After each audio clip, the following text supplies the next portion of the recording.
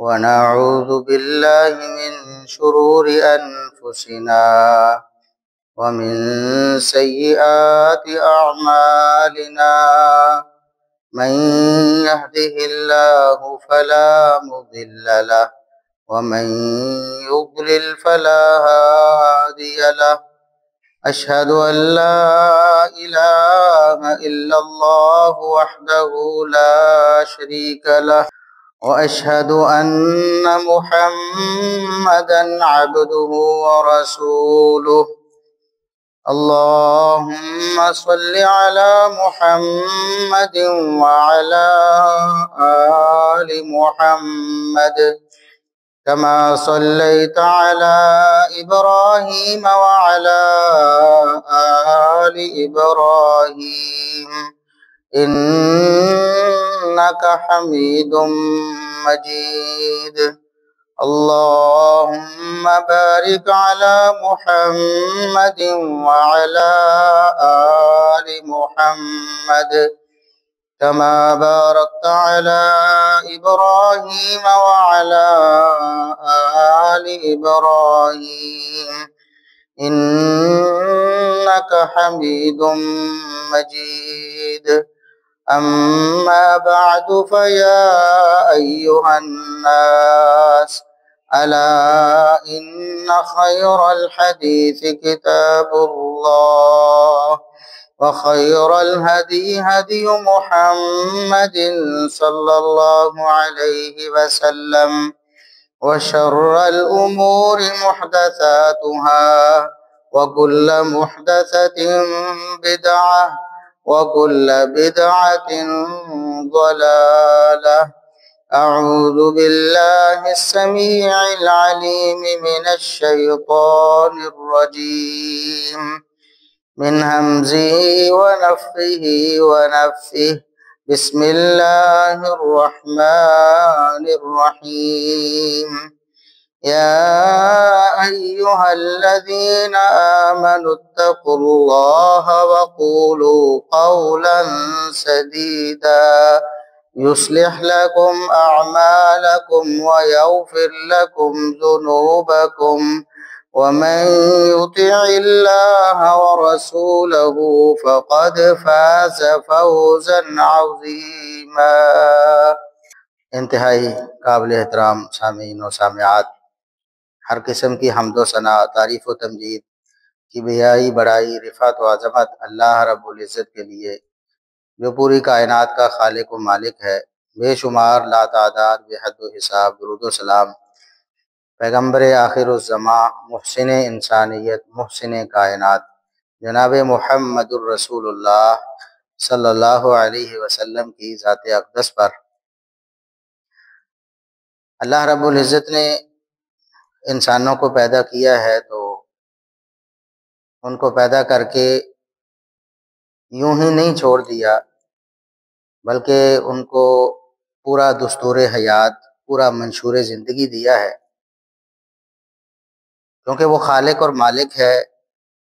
وہ جانتا ہے کہ میری مخلوق کس طرح زندگی بسر کرے تو چین اور امن اسے حاصل ہوگا، اور کن کن خرابیوں کی وجہ سے ان میں باہمی دنگا فساد، قتل و غارت ہوگی۔ تو اللہ رب العزت نے پوری رہنمائی فرمائی ہے۔ انبیاء کرام علیہم السلام کا سلسلہ اللہ رب العزت نے جاری فرمایا۔ آدم علیہ السلام ابو البشر سب سے پہلے نبی تھے، پھر نبوت کا سلسلہ چلتا رہا، نوح علیہ السلام، ابراہیم علیہ السلام، موسیٰ علیہ السلام، عیسیٰ علیہ السلام، بہت سے پیغمبر اور نبی اللہ رب العزت نے مبعوث فرمائے، جن میں سے کچھ کے نام ہم جانتے ہیں۔ باقی انبیاء اور رسول جن کا نام ہمیں معلوم نہیں، ان پر ہم اجمالی ایمان رکھتے ہیں کہ اللہ رب العزت کے جتنے بھی نبی اور رسول آئے سب برحق تھے، اور ان انبیاء اور رسول کی بعثت کا مقصد کیا تھا؟ وہ یہ تھا کہ انسانوں کو ان کے خالق کا پیغام پہنچایا جائے، کہ ان کے خالق نے انہیں زندگی بسر کرنے کے لیے کیا تعلیمات دی ہیں۔ اور یہ سلسلہ محمد الرسول اللہ صلی اللہ علیہ وسلم پر آ کر ختم ہوا۔ آپ صلی اللہ علیہ وسلم خاتم النبیین والمرسلین تھے۔ اللہ رب العزت کی نازل کردہ شریعت مکمل ہو گئی، تو محمد الرسول اللہ صلی اللہ علیہ وسلم کا دیا ہوا جو دین ہمارے پاس ہے کتاب و سنت کی روشنی میں، اس میں ہر شخص کے زندگی بسر کرنے کے لیے ہر قسم کی تعلیمات موجود ہیں۔ جو بھی کسی کو کوئی ضرورت لاحق تھی، روحانی، اخلاقی، شرعی، اس کی ضرورت کو پورا کر دیا گیا ہے۔ اب کوئی شخص یہ بہانہ نہیں کر سکتا قیامت کے دن اللہ رب العزت کے سامنے کہ مجھے تو فلاں روحانی ضرورت تھی، فلاں مسئلہ درپیش تھا، لیکن اس کا حل مجھے آپ کی طرف سے نہیں ملا تھا، لہٰذا میں نے من ورزی کر لی۔ میں گناہوں میں اس لیے مبتلا تھا کہ مجھے رہنمائی نہیں ملی، میں دنگا فساد میں اس لیے ملوث ہوا کہ مجھے رہنمائی نہیں ملی، دنیا میں اپنا نقصان کرتا رہا، دوسروں کا کرتا رہا، اس لیے کہ مجھے رہنمائی نہیں ملی۔ ایسا بہانہ نہیں ہو سکتا۔ تو ہمارے باہمی جو معاملات ہیں اللہ رب العزت نے انہیں بھی طے کر دیا ہے۔ ہر شخص کے حقوق و واجبات کو اللہ رب العزت نے واضح طور پر بیان فرما دیا ہے۔ چنانچہ ہمارا انسانوں کا جو سلسلہ ہے وہ خاندانی سسٹم ہے، خاندانی نظام ہے، جس کے تحت ہم دنیا میں زندگی بسر کرتے ہیں۔ اگر یہ خاندانی نظام ختم ہو جائے تو دنیا سے انسانیت ختم ہو جائے۔ اور آپ دیکھتے ہیں کہ جیسے جیسے یہ خاندانی نظام کمزور ہو رہا ہے، اسلامی تعلیمات سے روگردانی کی وجہ سے، مغربی معاشرے کی تقلید کی وجہ سے، ویسے ویسے ہماری جو باہمی لڑائیاں، جھگڑے، فساد وہ بڑھ رہے ہیں۔ کہیں ہم نے یورپ سے اصول جو ہیں وہ امپورٹ کر لیے ہیں، کہیں ہم نے ہندوانہ رسم و رواج کو اپنے معاشرے میں جگہ دے دی ہے، اور اسلامی تعلیمات کو ہم نے پس پش ڈال دیا ہے، جس کی وجہ سے آج خون خرابے ہو رہے ہیں، خاندان ٹوٹ رہے ہیں، ظلم و ستم کا بازار گرم ہو رہا ہے، ایک دوسرے کے حقوق تلف کیے جا رہے ہیں۔ اس کی بنیادی وجہ یہ ہے کہ ہم نے اسلامی تعلیمات کو چھوڑ دیا ہے۔ ابھی 2-3 دن پہلے کی یہ جو خبر سوشل میڈیا پہ بہت زیادہ وائرل ہوئی، بڑی افسوسناک خبر کہ سسرال کی طرف سے ساس اور نندوں کی طرف سے ایک نوجوان بہو لڑکی کو قتل کر دیا گیا۔ اور یہ ہمارے پاکستان کا واقعہ ہے، پنجاب کا واقعہ ہے، یہ ڈسکا سیالکوٹ کے ساتھ، اور ایسے بہیمانہ طریقے سے قتل کیا گیا کہ انسان کے رونگٹے کھڑے ہو جاتے۔ کسی کی بیٹی تھی، کسی کی بیوی تھی، کسی کی بہن ہوگی،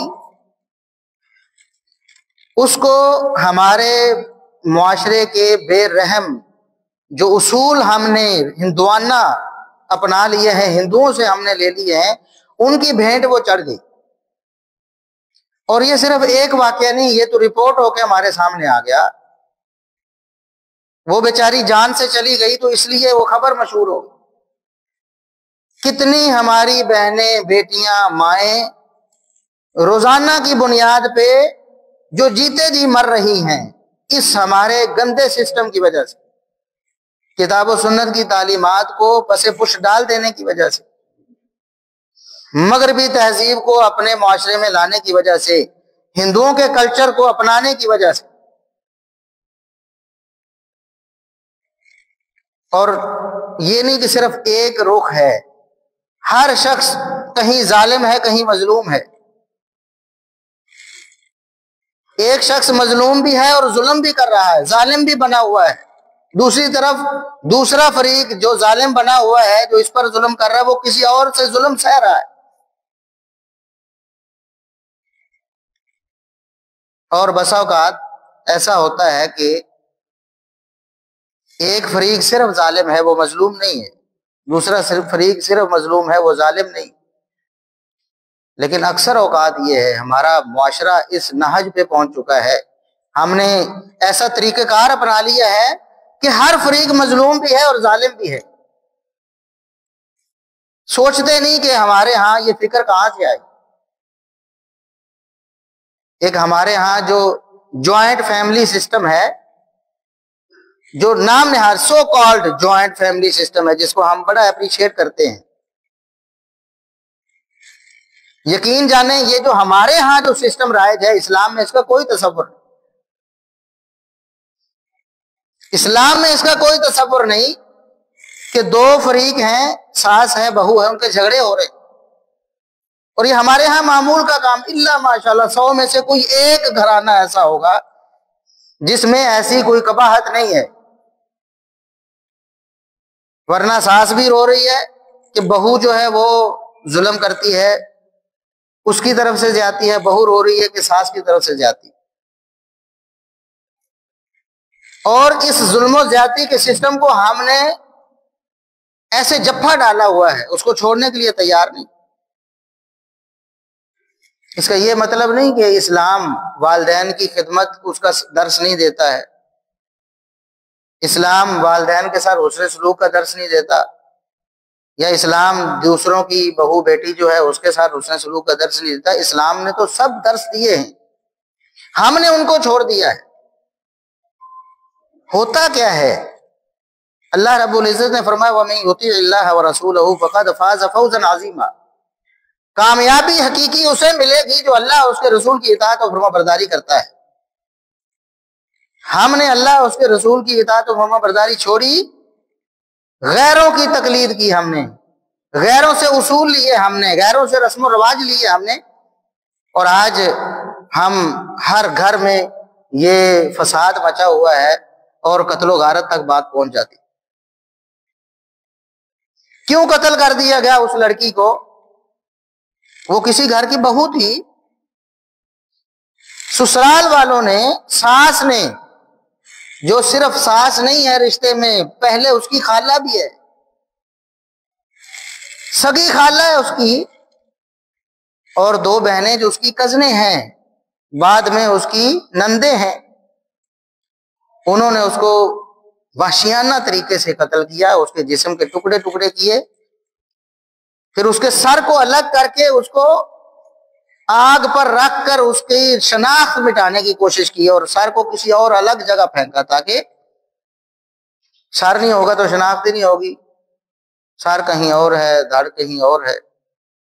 وجہ کیا بنی؟ وہ ہمارا یہ جو ہندوانہ سسٹم جو ہم نے اپنایا ہوا۔ ہندوانہ سسٹم کیا ہے کہ ساس بہو کا کبھی بھی آپس میں بہت کم ہے کہ ان کا آپس میں کوئی دماغی اور ذہنی طور پر ہم آہنگی ہو جائے، ورنہ جو ساس ہے وہ پہلے دن سے اس کے ذہن میں ہے کہ میں نے بہو کو زیر کرنا ہے، اس پر میں نے حکمرانی کرنی ہے، اور بہو کا پہلے دن سے ذہن ہے، وہ پیچھے سے ایک دماغ لے کے آئی ہے، پیچھے سے پوری ٹیوشن لے کے آئی ہے کہ تم نے جاتے ہی کون کون سے اقدامات کرنے ہیں کہ اپنی ساس کے اوپر کنٹرول حاصل، ساس تمہارے اوپر حکم نہ چلائے۔ بس یہ کشمکش ہے، کہیں کوئی غالب آتا ہے، کہیں کوئی غالب آتا ہے، تو کہیں ایسا ہے کہ ساس بہت اچھی ہے، ایسے بھی گھرانے موجود ہیں، لیکن بہو نے پورے گھر کا تماشا بنایا ہوا ہے، اور کہیں ایسا ہے کہ بہو اچھی ہے، نیک سیرت ہے، لیکن سسرال والوں نے اس کا جینا جو ہے وہ دوبر کر دیا، اور کہیں دونوں جو ہیں، دونوں فریق ایک دوسرے کے خلاف پوری کوشش کر رہے ہیں، وہ اس پر ظلم کر رہا ہے، وہ اس پر ظلم کر رہا ہے۔ ایک ساس جو پریشان ہے اپنی بہو سے، اکثر ایسا ہوتا ہے، اللہ ماشاءاللہ ایسا بھی ہوتا ہے، کئی ایسے خاندان دیکھے، کئی ایسے مواقع دیکھے ہیں کہ ساس بہت نیک ہے، بہت اچھی ہے، لیکن بہو جو ہے وہ فتنہ پرور ہے۔ لیکن اکثر ہمارے ہاں ایسے ہوتا ہے کہ جو ساس اپنی بہو کے رویے سے تنگ ہے نا، کہتی ہے کہ میری بہو جو ہے وہ میرے ساتھ ایسا ایسا کرتی ہے، وہ دوسری طرح اپنی بیٹی کو یہی پٹیاں پڑھا رہی ہے کہ تم نے اپنی ساس کے ساتھ یہی کرنا ہے۔ اس کی بیٹی کسی کے گھر میں ہے نا، اس کو وہی ٹیوشن پڑھا رہی ہے کہ تم نے اپنی بہو کی فلاں فلاں جو ہے نا وہ بات نہیں ماننی، تم نے ایسے کرنا ہے، تم نے ایسے کرنا ہے، اور دوسری طرف اپنے گھر میں ایسا ہوتا تو روتی۔ اسی طرح جو بہو ہے وہ چاہتی ہے کہ میری ساس جو ہے وہ میرے ساتھ اچھا سلوک کرے، میری ہر بات میرے اوپر حکم نہ چلائے، اور دوسری طرف جب اپنے گھر جاتی ہے والدین کے گھر تو جو بہو ان کے گھر میں موجود ہے، جو اس کی ماں کی جو بہو ہے، اس کے بارے میں اس کا خیال یہ ہوتا ہے کہ بس یہ ہمارے حکم کی تابع ہے۔ تو یہ ظلم و ستم کا چکر جو ہے یہ ہر شخص تقریباً ظالم ہے اور ہر شخص مظلوم بنا ہو، حالانکہ سمپل سا اصول شریعت نے بتایا ہے، سادہ سا اصول بتایا ہے۔ ایک حدیث ہے رسول اللہ صلی اللہ علیہ وسلم کا، ایک فرمان، 2 لفظوں میں، ایک جملے میں اگر اس پر ہم عمل کر لیں، یقین کریں امن و سلامتی ہو جائے، ہر گھر میں امن ہو جائے، ہر گھر میں فتنہ فساد جو ہے وہ نہ مچے۔ رسول اللہ صلی اللہ علیہ وسلم نے فرمایا لا یؤمن احدکم حتی یحب لاخیہ ما یحب لنفسہ، تم میں سے کوئی بھی مومن ہو ہی نہیں سکتا اس وقت تک، اس کا ایمان کوئی نہیں ہے، کب تک؟ جب تک وہ دوسرے مسلمان کے لیے وہی چیز پسند نہ کر لے جو اپنے لیے پسند کرے۔ کتنا سادہ سا اصول ہے۔ ساس اپنے لیے عزت پسند کرتی ہے نا، بہو کے لیے بھی پسند کر لے۔ ساس یہ پسند کرتی ہے کہ میری بیٹی اپنے سسرال کے گھر میں حکمران بن کے رہے، محکوم نہ بنے، ظلم و ستم نہ ہو، وہ اپنے گھر میں اپنی بہو کے ساتھ یہی سلوک اختیار کر۔ اگر یہ حدیث ہم اس پر عمل کرنا شروع کر دیں، یقین مانے ہمارے یہ جو جھگڑے ہیں روز روز کے ختم ہو۔ اور اگر کہیں نبھا نہیں ہو رہا، لڑائی جھگڑے ہو رہے ہیں، تو ختم کر دیں جوائنٹ فیملی سسٹم کو فرض ہے کیا؟ لڑائی جھگڑے روز روز کے، ساس پریشان ہے، اس کا بلڈ پریشر ہائی رہتا ہے، اس کی شوگر ہائی رہتی ہے، اس کی وہ ذہنی طور پر بیمار ہے، میری بہو ایسے ایسے کرتی، بہو جو ہے وہ روز روز گھٹ گھٹ کر مر رہی ہے کہ میری ساس، میرے سسرال والے میرے اوپر یہ ظلم کرتے ہیں، تو سیپریٹ ہو جائے۔ شریعت نے کہیں یہ زبردستی نہیں کہا کہ آپ جو ہے۔ دوسری طرف یہ بات چھڑ جاتی ہے، کئی لوگ کہتے ہیں جی جو بہو ہے اس پر خامد کے والدین کی خدمت فرض نہیں۔ بھی اگر آپ اس طرح کے سلسلے چلائیں گے تو بہت کچھ رہ جائے گا آپ سے، پھر نہ بہو کو کچھ ملے گا نہ ساس کو ملے گا۔ بھی ساس اچھی ہے، سسر کو اچھا ہونا چاہیے، ان کو اپنی بیٹی سمجھنا چاہیے۔ بہو جو ہے وہ اپنی بیٹی، ان کی بیٹی کسی کے گھر میں، کسی کی بیٹی ان کے گھر میں ہے، اس کو بیٹی سمجھ کر اس کے اچھا سلوک کریں، سارے سلسلے ہی ختم ہو جائے، فساد ہی ختم ہو جائے۔ اور اگر خاوند کے والدین ہیں، خاوند کی اطاعت تو فرض ہے نا بیوی پر، خاوند کی خدمت فرض ہے بیوی پر۔ اگر بیوی خاوند کے والدین کی خدمت نہیں کرے گی تو اس کا لازمی نتیجہ کیا ہوگا؟ خاوند پر تو فرض ہے اپنے والدین کی خدمت، پھر خاوند کرے گا نا وہ خدمت، کپڑے خاوند دھوئے گا نا، روٹی ان کی خاوند پکائے گا، ان کا خیال خاوند رکھے گا، تو کمانے کب جائے گا؟ دوسری طرف اسی بہو کی ماں اپنے گھر میں بیٹھی ہے، اس کی وہاں بہویں ہیں، وہاں تو نہیں کہتی کہ میری ماں کی خدمت جو ہے وہ میری والدہ کی جو بہو اس پر فرض نہیں۔ تو اللہ کے رسول صلی اللہ علیہ وسلم نے سادہ سا اصول دیا ہے، کوئی مومن ہو ہی نہیں سکتا اس وقت تک جب تک اس کے دوسرے مسلمان کے لیے اس کے دل میں وہی خیر، وہی اچھائی، وہی جذبات پیدا نہ ہو جائیں جو اس کے اپنے لیے ہیں کہ دوسروں کے دلوں میں ہوں۔ عزت چاہتا ہے دوسروں کی عزت کرے، قدر چاہتا ہے دوسروں کی قدر کر دے۔ اپنی بیٹی کے لیے چاہتے ہو کہ اس کو سکون ملے تو دوسرے کی بیٹی کو سکون دو، اپنی ماں کے لیے چاہتے ہو کہ سکون ملے تو دوسرے کی ماں کو سکون دو۔ اور اگر ایسا نہیں تو راستے جدا کر لو، خاوند جانے، بیٹا جانے، اس کے والدین جانے، ان کی خدمت کرے۔ جب نباہ نہیں ہو رہا ہے، لڑائی جھگڑے روز کا معمول بنے ہوئے ہیں، نفسیاتی مسائل کا شکار بن گیا ہے پورا گھر، تو اس سے بہتر نہیں کہ اس کو الگ کر دیا جائے۔ وہ اپنے گھر میں خوش رہے اور آپ اپنے گھر میں خوش رہے، چہ جائے کہ بات قتل و غارت پر پہنچ جائے، جانے چلی جائیں۔ اب یہاں تو انہوں نے قتل کر دیا، بالفعل قتل کر دیا، چھریاں چاقو چلا کے ٹوکے چلا کے قتل کر دیا۔ کتنے لفظوں کے نشتر روز چلتے ہیں، عزتیں روز پامال کی جاتی ہیں، دونوں طرف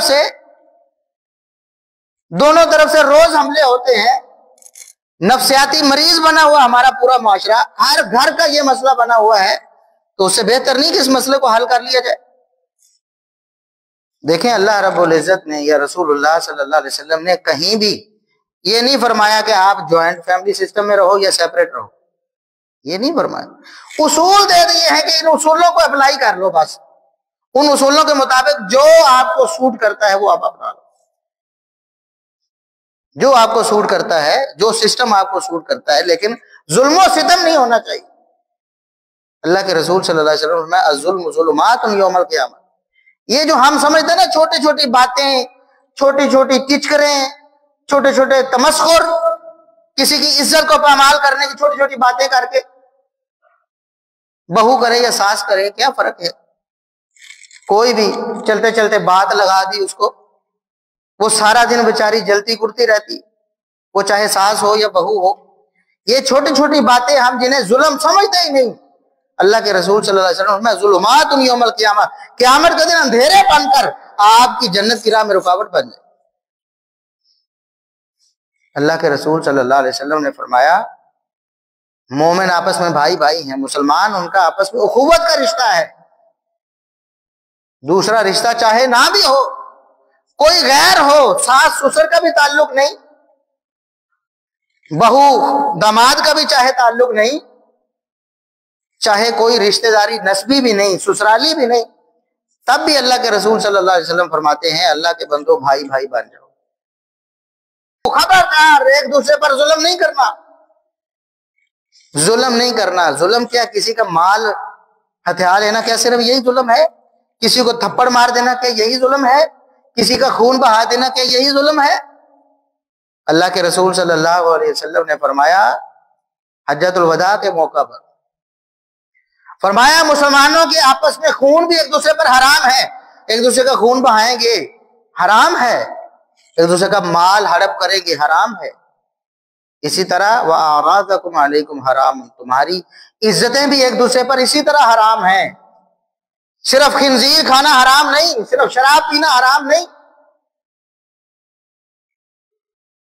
صرف جن کو ہم حرام سمجھتے ہیں وہی چیزیں حرام نہیں، ظلم بھی حرام ہے، غیبت چغلی بھی حرام ہے، کسی کو مذاق ایسا کرنا جو اس سے برداشت نہ ہو، جس کو وہ برا جانے، حرام ہے۔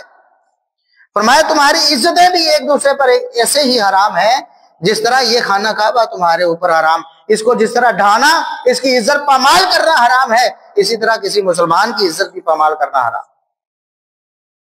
یہ تو ہمارے گھر گھر کا ماحول بنا ہوا ہے، اور یہ کہاں سے آیا؟ ہندوانہ رسم و رواج، ہندوؤں کا سسٹم ہے، وہ شادی بیاہ ہوتی ہے تب بھی ہم اس میں یہی سسٹم اپناتے ہیں، اور شادی بیاہ جب ہو جاتی ہے، نکاح ہو جاتا ہے، رخصتی ہو جاتی ہے، اس کے بعد پھر جو ہمارا گھر کا ماحول ہے وہ بھی سارا ہندوانہ بن جاتا ہے۔ یہ سوچ ہندوانہ ہے کہ ساس جو ہے وہ اپنی بہو کو دشمن سمجھتی ہے، بہو اپنی ساس کو دشمن سمجھتی ہے۔ یہ کوئی اسلامی سسٹم ہے؟ کیا اسلام نے یہ تعلیم دی ہے؟ اللہ کے رسول صلی اللہ علیہ وسلم کی صحابیات کی سیرت پڑھیں، کیا آپ کو کیا ایسا کوئی سسٹم ملتا ہے؟ آپ کوئی ساس بہو کا جھگڑا ہو، کوئی مثال ایک لے کے آئے رسول اللہ صلی اللہ علیہ وسلم کے دور میں، آپ نے ایسا نمونہ پیش کر دیا عملی طور پر، تعلیمات ایسی دے دی کہ سوال ہی پیدا نہیں ہوتا لڑائی جھگڑے۔ لیکن آج ہر گھر میں یہ جو جھگڑے پڑے ہوئے ہیں، اس سے نجات کا ایک ہی طریقہ ہے کہ جب تک ایک مسلمان دوسرے کے لیے وہی نہیں چاہے گا، وہی پسند نہیں کرے گا جو اپنے لیے پسند کرتا ہے، جھگڑا ختم نہیں ہوگا۔ ایک فریق چاہتا ہے میری عزت ہو، بس میں دوسرے کی نہ کروں، کبھی بھی امن چین نہیں ہو سکتا۔ ظلم کبھی بھی اس سے امن اور چین نہیں، اطمینان نہیں، سکون نہیں ہو سکتا۔ ظلم ہوگا تو بے سکونی ہوگی، فساد ہوگا، انتشار ہوگا، قتل و غارت تک بات جائے گی۔ اس لیے اللہ کے لیے ان معاملات کو سمجھیں. ہر بندہ اس چیز کا شکار ہے اور دوسرے کی شکایت کر رہا ہے. فلاں جو ہے وہ ظالم، دوسرا فریق، خود اپنا ظلم نہیں دیکھتا. اگر اپنا بھی دیکھ لے، خود وہی کرنا شروع کر دے جو اپنے لیے چاہتا ہے، تو انشاءاللہ یہ ساری خرابیاں ختم ہو جائیں. تو اللہ سے دعا ہے کہ اللہ رب العزت ہمیں کتاب و سنت کی تعلیمات پر عمل کرنے کی توفیق دے. اور دوسرا مسلمان چاہے آپ کا رشتہ دار ہے چاہے رشتہ دار نہیں ہے، تب بھی اس کے لیے وہی پسند کرنے کی توفیق دے جو اپنے لیے پسند کرتا ہے.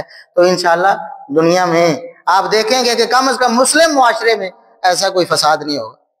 اللہ رب العزت ہمیں عمل کی توفیق عطا فرمائے. وآخر دعوانا الحمدللہ.